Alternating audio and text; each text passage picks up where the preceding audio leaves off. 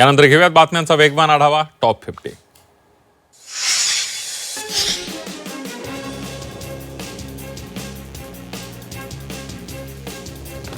अमित शहा आणि निवडणूक आयोगानं बाळासाहेबांचा पक्ष आणि चिन्ह विकला असं म्हणत संजय राऊतांनी हल्लाबोल केलाय. तर काँग्रेसच्या दावणीला पक्ष बांधणाऱ्यांनी शहाणपणा शिकू नये असा पलटवार नवनाथ बन यांनी राऊतांवर केलाय.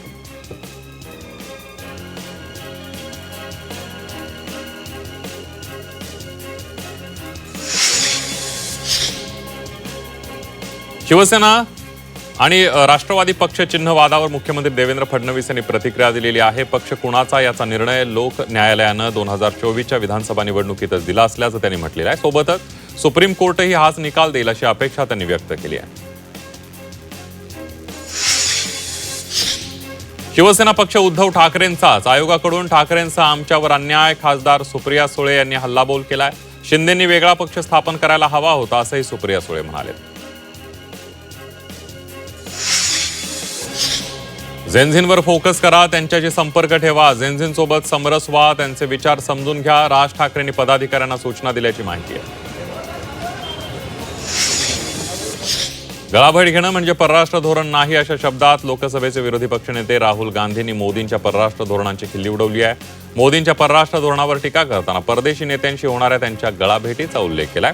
भाजपकडून राहुल गांधी यांच्या वक्तव्यावर टीका करण्यात आली असून काँग्रेसने मात्र राहुल गांधींच्या भूमिकेचं समर्थन केलंय. राहुल गांधींनी भर कार्यक्रमामध्ये परराष्ट्र धोरणांची खिल्ली उडवताना मोदींची नक्कल केली होती. त्याला मुख्यमंत्री फडणवीसांनी उत्तर दिलंय. राहुल गांधी हे छिछोरगिरी करणारे नेते असल्याचा टोला फडणवीसांनी लगावलाय.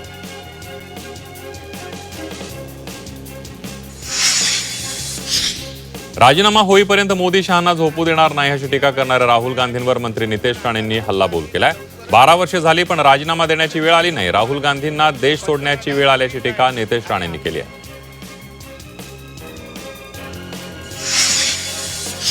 राहुल गांधींना सर्वोच्च न्यायालयानं दिलासा दिलेला आहे. सावरकर अपमान प्रकरणामध्ये मोठा दिलासा मिळाला. युपी सरकारच्या प्रतिज्ञापत्रानंतर कोर्टाकडून समन्स रद्द करण्यात आलाय.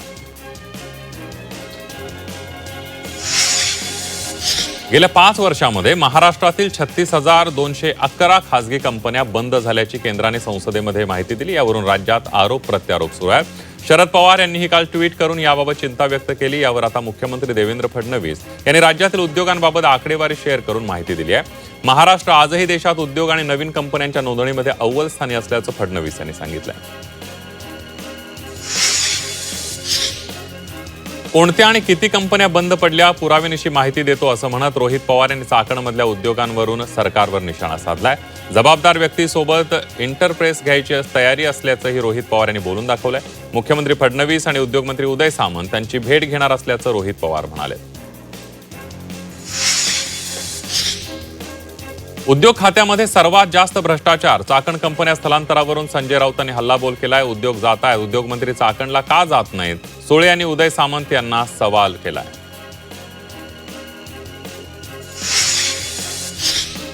शरद पवार सातत्यानं फेक नरेटिव्ह पसरवत आलेले आहेत अशी बोचरी टीका विखे पाटलांनी केली आहे. चाकणमधील 20,000 उद्योग राज्याबाहेर गेल्याचा दावा शरद पवारांनी केला होता. त्यावर विखे पाटलांनी टीका केली आहे. शरद पवार फेक नरेटिव्ह पुढे गेल्यानं त्यांच्या पक्षाची अधोगती झाल्याची टीका विखे पाटलांनी केली आहे. देशात होणाऱ्या आगामी जनगणनेबाबत केंद्र सरकारनं मोठं पाऊल उचललंय. सरकारने जनगणनेच्या दुसऱ्या टप्प्यातील म्हणजेच लोकसंख्या जनगणनेसाठी 40 प्रश्नांची यादी जारी केली आहे. विशेष म्हणजे यंदाची जनगणना अनेक अर्थांनी ऐतिहासिक ठरणार आहे. स्वातंत्र्यानंतरच्या भारताच्या इतिहासामध्ये प्रथमच जातीनिहाय आकडेवारी ही गोळा केली जाणार आहे. याशिवाय ही देशातील आतापर्यंतची सर्वात मोठी डिजिटल जनगणना असणार आहे. ठाण्यामध्ये परप्रांतीय रिक्षाचालकांना मराठीचे धडे देण्यात आलेले आहेत. अनेक रिक्षाचालकांनी या मराठी प्रशिक्षणाला प्रतिसाद दिलाय. आतापर्यंत 800 पेक्षा अधिक परप्रांतीय रिक्षाचालकांनी मराठी भाषा शिकून परीक्षेमध्ये ते उत्तीर्ण झाले. साताऱ्यातील फलटणच्या राजकारणामध्ये चर्चेला उधाण आले. माजी सभापती आणि ज्येष्ठ नेते आमदार रामराजे नाईक निंबाळकर यांच्या सोशल मीडिया स्टेटसमुळे नव्या चर्चेला उधाण आलंय.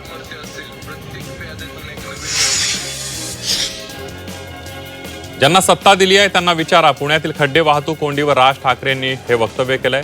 ज्यांना मतं दिली त्यांना विचारायचं असंही राज ठाकरे यावेळेला म्हणाले.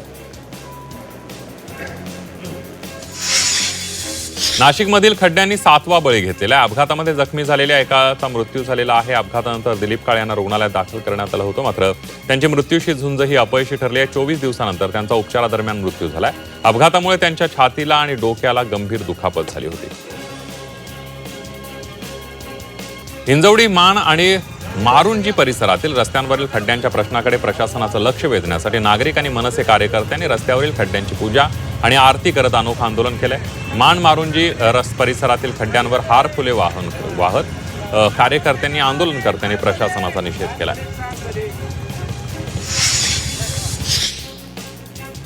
नाशिक शहरातील उद्योजकांनी खड्ड्यांविरोधात आंदोलन केलंय. उद्योजकांकडून रस्त्यातील खड्ड्यांमध्ये वृक्षारोपण करण्यात आलं. तक्रारांकडे दुर्लक्ष केल्यानं आंदोलन करण्याचा विचार आंदोलकांनी केल्याचं पाहायला मिळालं.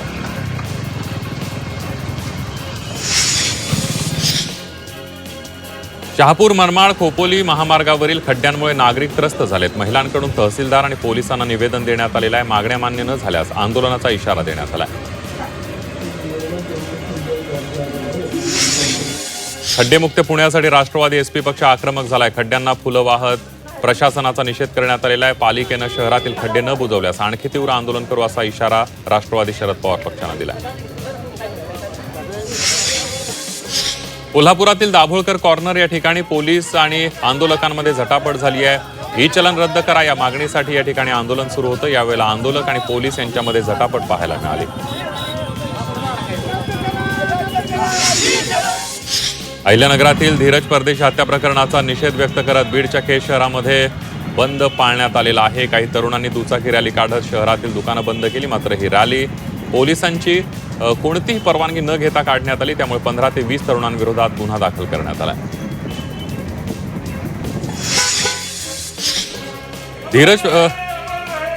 अहिल्यानगर महानगरपालिकेतील कर्मचारी धीरज परदेशी यांच्या हत्येच्या निषेधार्थ येवला शहरामध्ये सकल हिंदू समाजाच्या वतीनं जोरदार निदर्शनं करण्यात आली आहे. धीरज परदेशी यांच्या हत्येतील आरोपींवर कठोरात कठोर कारवाई करण्यात यावी अशी मागणी यावेळेला आंदोलकांनी केली आहे.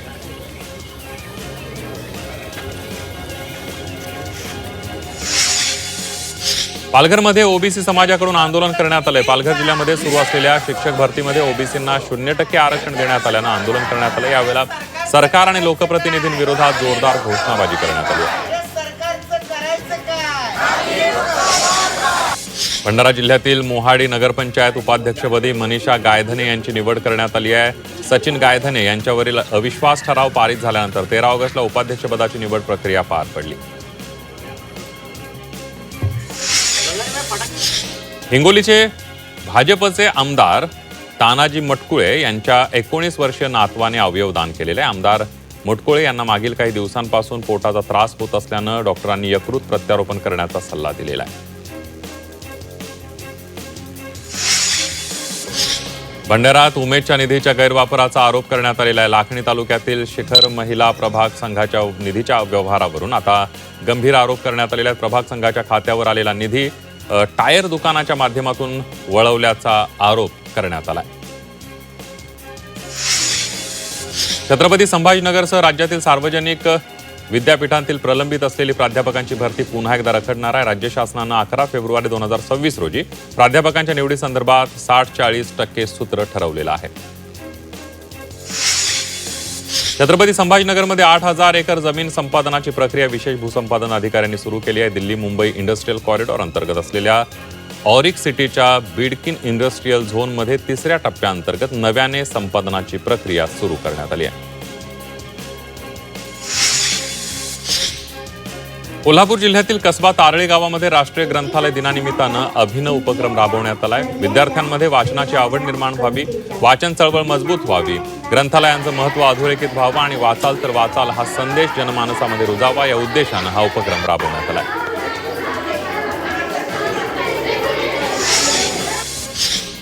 भंडारा बस स्थानकावर 3 दिवसीय मल्टीमीडिया प्रदर्शनाचं आयोजन करण्यात आलेलं आहे. या प्रदर्शनात भारत सरकारच्या गेल्या 12 वर्षातील यशोगाथेचं दर्शन घडवलंय. तसंच VBG रामजी कायदा 2025ची प्रमुख वैशिष्ट्ये आणि उद्दिष्ट ठळकपणे मांडण्यात येणार आहेत. रत्नागिरीमध्ये घरकुलाचं मोफत वाळू कागदावरच असल्याचं समोर आलंय. प्रशासकीय अनास्था आणि समन्वयाच्या अभावामुळे योजना कागदावरच राहिली आहे. जिल्ह्यातील 18,000 मंजूर घरकुलांपैकी अवघ्या 2,000 लाभार्थ्यांनीच महाखनिज प्रणालीवर नोंदणी केलेली आहे.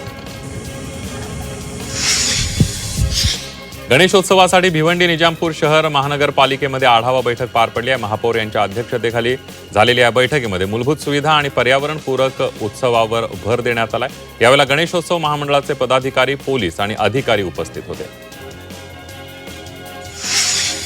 स्वातंत्र्य दिनाच्या पार्श्वभूमीवर राजधानी दिल्लीमध्ये सुरक्षा व्यवस्था वाढवण्यात आली आहे. पोलीस आणि सुरक्षा यंत्रणांनी महत्त्वाच्या ठिकाणी पाळत आणि तपासणी तीव्र केली आहे. महत्त्वाच्या ठिकाणी पोलीस कर्मचारी तैनात करण्यात आले असून प्रवेश आणि बाहेर पडण्याच्या मार्गावर अतिरिक्त तपासणी केली जाते. भंडारा शहरामध्ये हर घर तिरंगा अभियानांतर्गत भव्य तिरंगा रॅलीचं आयोजन करण्यात आलेलं आहे. नागरिकांमध्ये राष्ट्रभक्तीची भावना निर्माण व्हावी आणि प्रत्येक घरावर तिरंगा फडकवला जावा या उद्देशाने ही रॅली काढण्यात आली. यावेळेला भारत माता की जय, वंदे मातरम अशा जयघोषाने संपूर्ण परिसर दुमदुमून गेला.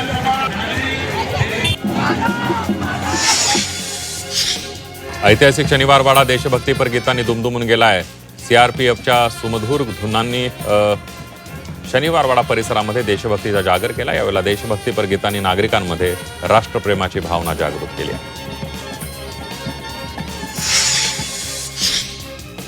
नागपुरात राष्ट्रजागृत प्रतिष्ठानद्वारे अखंड भारत संकल्प दिनानिमित्तानं सामूहिक वंदे मातरम गायन सोहळा पार पडला. यावेळेला मध्य नागपुरातील 5,000 विद्यार्थी राष्ट्रभक्तीचा जागर केला. विद्यार्थ्यांनी राष्ट्रभक्तीचा जागर केला. तसंच यावेळेला केंद्रीय मंत्री नितीन गडकरी आणि पोलीस आयुक्त यांची विशेष उपस्थिती होती.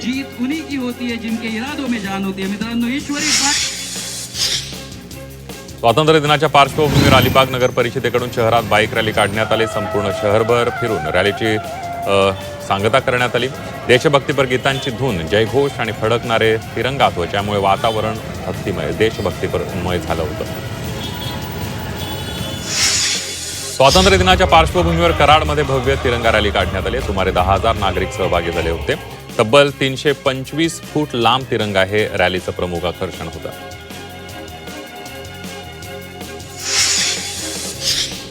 मुंबईतील सिद्धिविनायक मंदिराचे सिद्धी प्रवेशद्वार 17 ऑगस्ट पासून बंद राहणार आहे. सुशोभीकरणाच्या कामांमुळे या काळामध्ये भाविकांना रिद्धी प्रवेशद्वारातून प्रवेश दिला जाणार आहे. भाविकांनी या बदलाची नोंद घेऊन सहकार्य करावं असं आवाहन मंदिर प्रशासनाकडून करण्यात आलंय.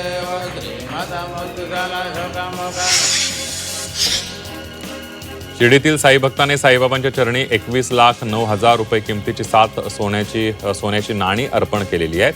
या नाण्यांचं एकूण वजन 136 ग्रॅम असून देणगीदाराचं नाव जाहीर करण्यात आलेलं नाहीये.